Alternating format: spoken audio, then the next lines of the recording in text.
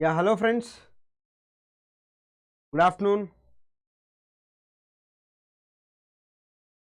So ఈ particular సెషన్లో మనము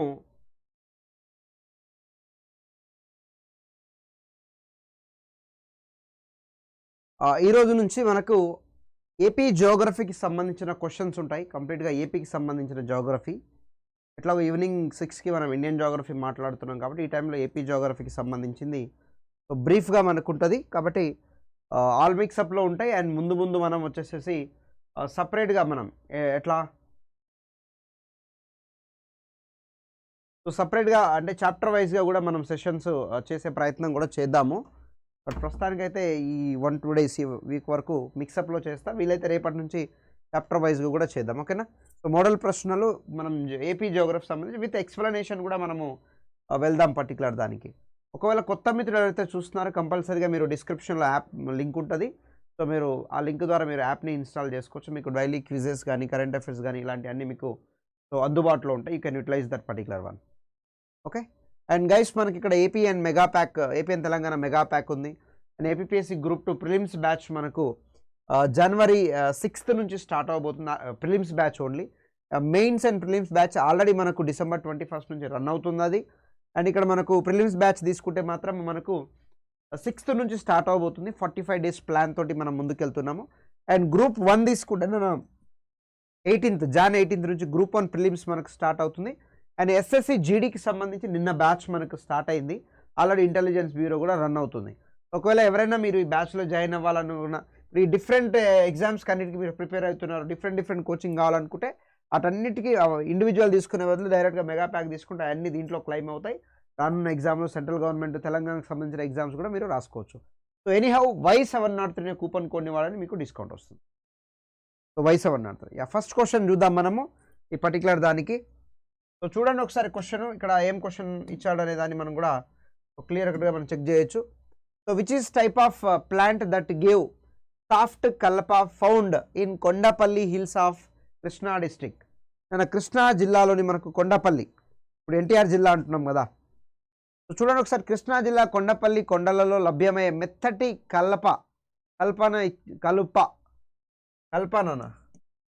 కల్పను ఇచ్చే వృక్ష జాతి ఏది అంటున్నాడు. So red sandal, cedar, white sheep and black powder. ఎర్ర చందనము, తర్వాత దేవదారు వృక్షాలు, తెల్ల పోనిక, నల్ల పోనిక. కొండపల్లి బొమ్మలు ఉంటాయి కదా నాన్న, డాల్స్.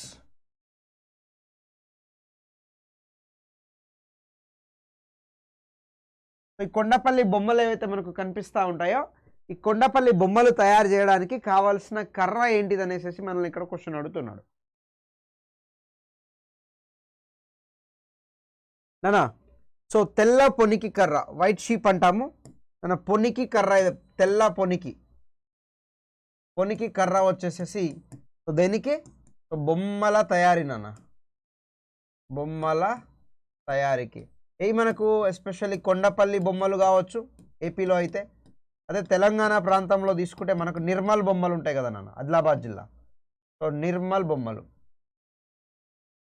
ఓకేనా. కొండపల్లి బొమ్మలు as well as the Nirmal బొమ్మలు లాంటివి కూడా తయారు చేయడానికి, మేజర్గా డాల్స్ బొమ్మల్ని తయారు చేయడానికి మనకు సో ఏమొస్తుందన్న మనకు సో తెల్ల పొనిక కర్రను మనము ఉపయోగిస్తూ ఉంటాం అన్నట్టు జనరల్గా. ఓకేనా, గుర్తుపెట్టుకోండి, ఇంపార్టెంట్ ఈ particular one. So next question చూద్దాము. ఇది చూడండి. So where is the sickle shaped sweet on the Coast of Andhra Pradesh నానా. సో ఆంధ్రప్రదేశ్ తీరంలో కొడవలి ఆకారపు స్విట్ అంటే ఏంటిదంటే ఇసుక దిబ్బలు నాన్న. స్వీట్ కాదు, స్విట్ అని చదువుతాం దాన్ని. స్విట్ అంటే ఇసుక దిబ్బలు నాన్న, ఇసుక దిబ్బలు. శాండ్రిచ్ అంటాం మనం, రిడ్జ్ ఆర్ రిచ్ అంటాము. సో అలాంటివి ఎక్కడ ఉన్నాయంటున్నాడు. కాకినాడ తీరం, Kakinada Coast, Visakha post near Rajahmundry and Machilipatnam. Andhra Pradesh తీరంలో కొడవలి ఆకారపు స్విట్ ఎక్కడ ఉంది అని అంటున్నాను. కొడవలి ఆకారపు స్విట్.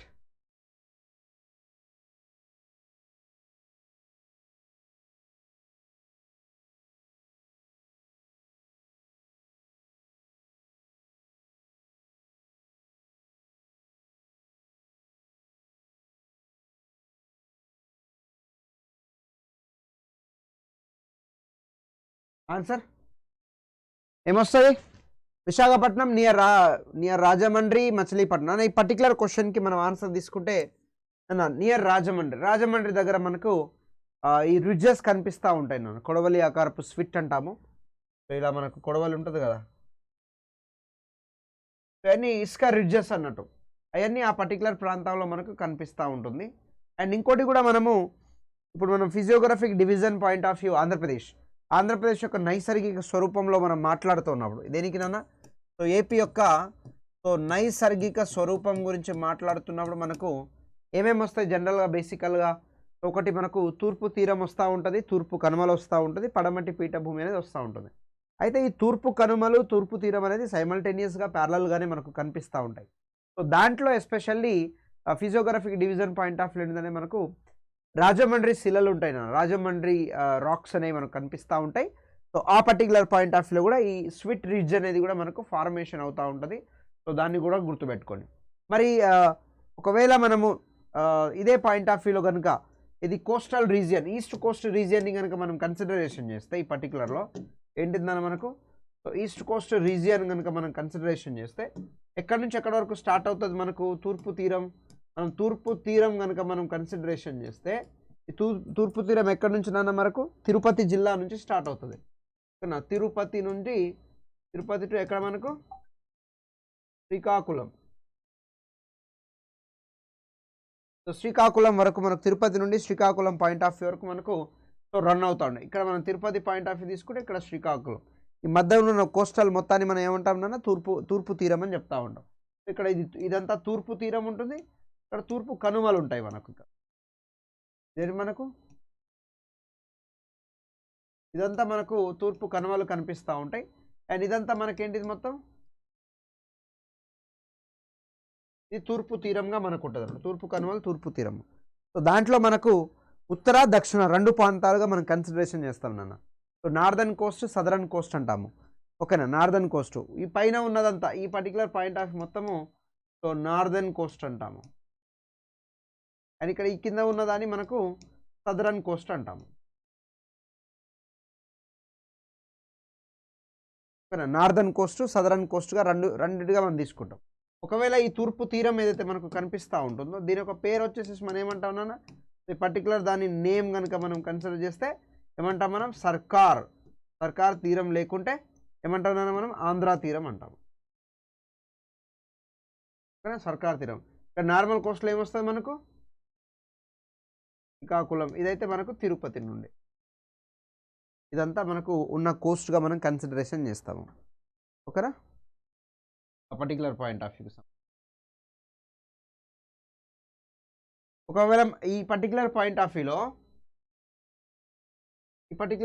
వ్యూలో కనుక మనం ఇంకో విధంగా కన్సిడరేషన్ చేస్తే మొత్తం తీరం యొక్క డిస్టెన్స్ ఎంత నాన్న? టోటల్ కోస్టల్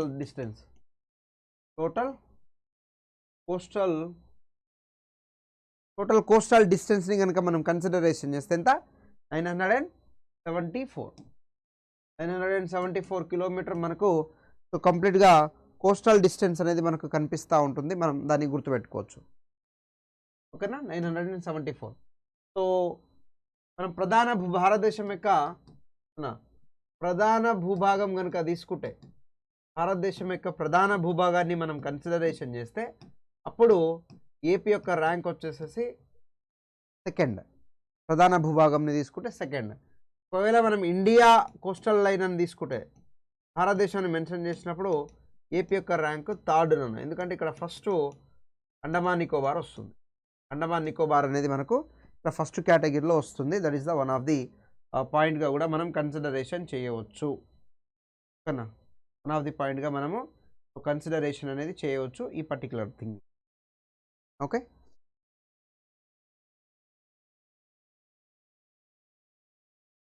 ఒకవేళ మనం ఇప్పుడు తిరుపతి దగ్గర నుంచి తిరుపతి పాయింట్ ఆఫ్ వ్యూ దగ్గర నుంచి ఎక్కడ వరకు? శ్రీకాకుళం వరకు మనం తీసుకుంటాం. ఒకవేళ మనం నదులను కనుక తీసుకుంటే నాన్న, నదుల ఆధారం అంటే ఏ నది నుంచి ఏ నది వరకు మనకు బార్డర్ పాయింట్ ఆఫ్ వ్యూ కనిపిస్తుందని కనుక మనం తీసుకుంటే మన సౌత్లో మనకు పెన్నా నది తీసుకోవచ్చు. సౌత్లో పెన్నా నది. అదే మనం నార్త్లో తీసుకున్నాం అనుకోండి వంశధార శ్రీకాకుళంలో. సో వంశధార నది వరకు తీసుకుంటాం. ఓకేనా. ఈ రెండింటి మధ్యనే మనకేంటిది, సో తూర్పు తీరం అనేది ఉందన్న విషయాన్ని కూడా మనం కన్సిడరేషన్ చేస్తాం అన్నట్టు. ఓకేనా. వాళ్ళ ఎక్కువ వెడల్పు ఉందనుకోండి అన్న, ఎక్కువ వెడల్పు, మనకు ఎక్కువ వెడల్పు ఎక్కడ కనిపిస్తూ ఉంటుంది, సో కృష్ణా అండ్ గోదావరి ఈ ప్రాంతాల్లో మనకు అధికమైన వెడల్పు అనేది మనకు కనిపిస్తూ ఉంది. కృష్ణా గోదావరి ప్రాంతాల్లో ఈ పర్టికులర్ జిల్లా కృష్ణా యాజ్ వెల్ గోదావరి జిల్లా పాయింట్ ఆఫ్ వ్యూలో మనకు తూర్పు తీరం అనేది అధికంగా మనకు వెడల్పులో కనిపిస్తూ ఉంటుంది. ఆ పాయింట్ని కూడా మనం గుర్తుపెట్టాం. అండ్ ఇదే పర్టికులర్ ప్లేస్లో మనకి ఏదంటే ఏలూరు జిల్లా దగ్గర మనకి ఏంటిదంటే కొల్లేరు లేక్ కూడా వస్తుంది. ఎందుకంటే గోదావరి పాయింట్ ఆఫ్ వ్యూలో మనకు ఏర్పడుతూ ఉంటుంది కాబట్టి దాన్ని కొల్లేరు లేక్గా మనం తీసుకుంటూ ఉంటాం. కొల్లేరు లేక్ కన్సిడరేషన్ ఉంటుంది పర్టికులర్ పాయింట్ ఆఫ్ వ్యూ. ఒకటి మనం డిస్కస్ చేసి నెక్స్ట్ క్వశ్చన్ ఏముంటుంది మనకు, సో కొల్లేరు సరస్సు అనేది మనకు కనిపిస్తూ ఉంటుంది. ఎక్కడుంది మనకి ఇది, సో ఏలూరు జిల్లాలో ఉంది. ఏలూరు జిల్లాలో మనకు ఏది మనకు కొల్లేరు లేక్ ఇది మనకు రామ్సార్ సైట్లో ఒక పార్ట్ ఆఫ్ రామ్సార్ సైట్ కన్నా చిత్తడి నేల అంటాం కదా, చిత్తడి నేలలో ఒక భాగం ఇది. రామ్సార్ సైట్ కన్వెన్షన్ ఏదైతే ఉంటుందో ఆ చిత్తడి నేలలో మనకి ఇది ఒక భాగంగా మనం కన్సిడరేషన్ చేస్తూ ఉంటాం. ఆ పాయింట్ని కూడా మీరు గుర్తుపెట్టుకోవాలి. ఓకేనా. అండ్ ఒకవేళ దీని యొక్క క్యాచ్మెంట్ ఏరియా అన్న విస్తీర్ణం కనుక తీసుకుంటే, ఓకేనా, సో దీని యొక్క విస్తీర్ణం కనుక తీసుకుంటే మనకు సుమారుగా 260 చదరపు కిలోమీటర్లు,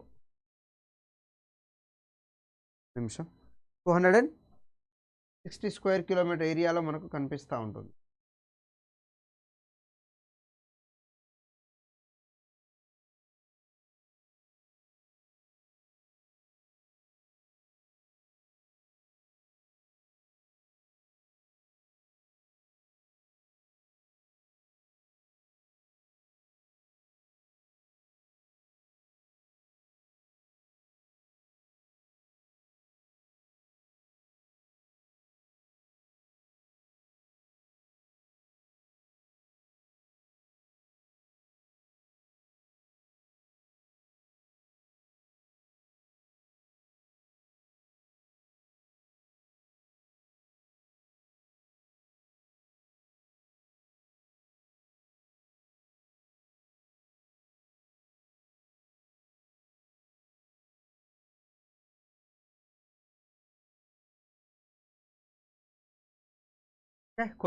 విస్తీర్ణం తీసుకుంటే 260 స్క్వేర్ కిలోమీటర్గా మనం తీసుకుంటూ ఉంటాం నాన్న. ఓకేనా. అండ్ మేజర్గా మరి ఇప్పుడు కొల్లేరు సరస్సుకి మనకు కొన్ని ఉపనదులు వస్తూ ఉంటాయి నాన్న. ఎస్పెషల్లీ కృష్ణా జిల్లా కానీ లేకుంటే దాంతోపాటుగా మనకి ఇక్కడ ఏది పశ్చిమ గోదావరి జిల్లా కానీ, ఈ జిల్లాల నుంచి మనకు కొన్ని ఉపనదులు అనేవి మనకు దీంట్లో రావడం జరుగుతూ ఉంటుంది. వాటిని మనం తమ్మిలేరు, బుడమేరు, ఉప్పుటేరు, రావిలేరు అని మాట్లాడుతూ ఉంటాం. ఏం మాట్లాడుతూ ఉంటాము, తమ్మిలేరు, రావిలేరు, ఉప్పుటేరు, బుడమేరు. ఈ నదులు అన్నీ కొల్లేరు లేకలో కలుస్తాయి నాన్న. ఎక్కడి నుంచి, from near Krishna as well as the west Godavari district. Krishna west Godavari డిస్ట్రిక్ట్స్ల నుంచి నాన్న మనకు ఈ నదులు అనేవి మనకు కలుస్తూ ఉంటాయి. పర్టికులర్ ఎక్కడ మన కొల్లేరు సరస్సులో. ఓకేనా. అండ్ కొల్లేరు సరస్సు వచ్చేసి మనకి ఏంటిందన్న, it is a fresh water lake. It is a fresh water lake, మంచినీటి సరస్సుగా దీన్ని మనం కన్సిడరేషన్ చేస్తాం. ఓకేనా, గుర్తుపెట్టుకోండి.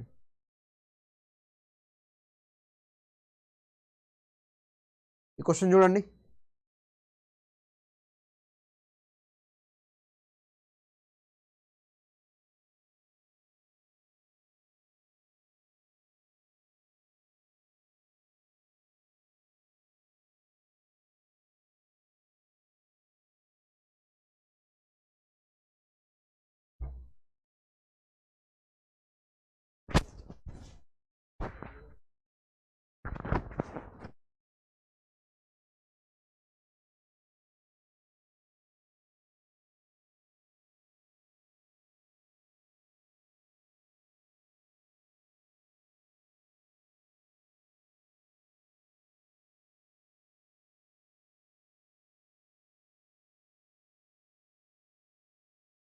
So popularly known as Konaseema.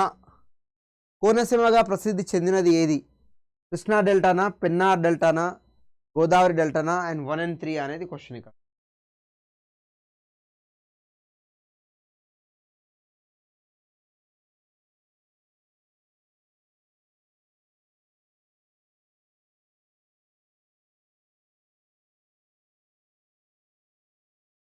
ఇక్కడ మనం అబ్జర్వేషన్ చేస్తానన్నా కోనసీమ, మనం జనరల్గా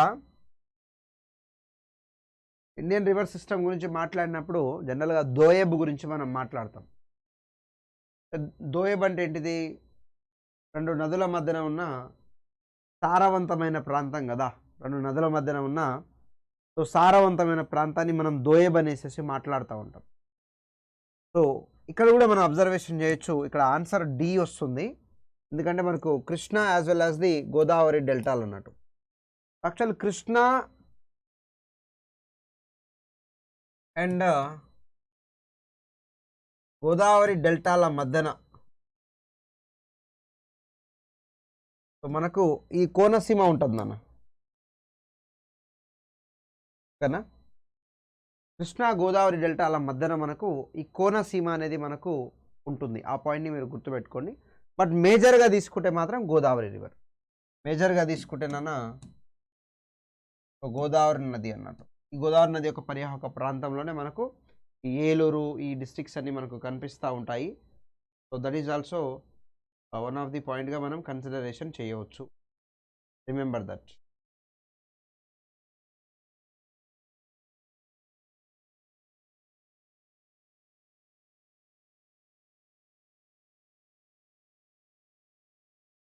ఓకేనా? అండ్ ఇంకో పాయింట్ కూడా ఇక్కడ మేజర్గా ఈ గోదావరి జిల్లాలను ఎందుకు మనం కన్సిడరేషన్ చేస్తామంటే, అలా మనకు గ్రీన్ రెవల్యూషన్ వచ్చింది కదా. గ్రీన్ రెవల్యూషన్ పాయింట్ ఆఫ్ వ్యూలో హరిత విప్లవం అంటాం కదా.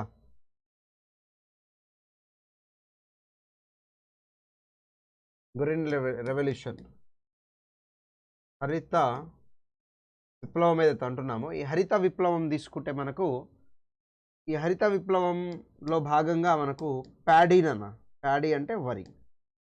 సో వరి 2 ప్లేస్లలో పండించారు. ఒకటి ఆంధ్రప్రదేశ్లో మన గోదావరి డిస్టిక్, గోదావరి జిల్లాలో ఎస్పెషల్లీ మనకు పశ్చిమ గోదావరి, అండ్ ఇంకోటి తమిళనాడులోని మనకు తంజావూరు. ఈ 2 ప్రాంతాల్లో మనకు గ్రీన్ రెవల్యూషన్లో భాగంగా వరిని పండించడం జరిగిందన్న. గుర్తుపెట్టుకోండి, చాలా ఇంపార్టెంట్.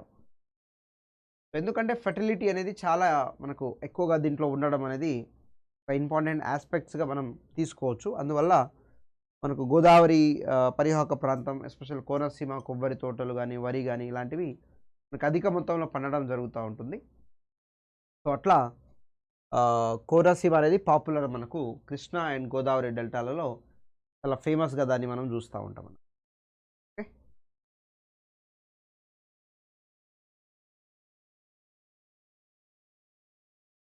ఓకే, ఇందాక ఒక పాయింట్ చెప్పిన నేను, రాజమండ్రి శిలలు అని చెప్పిన, రాజమండ్రి రాక్స్ అని.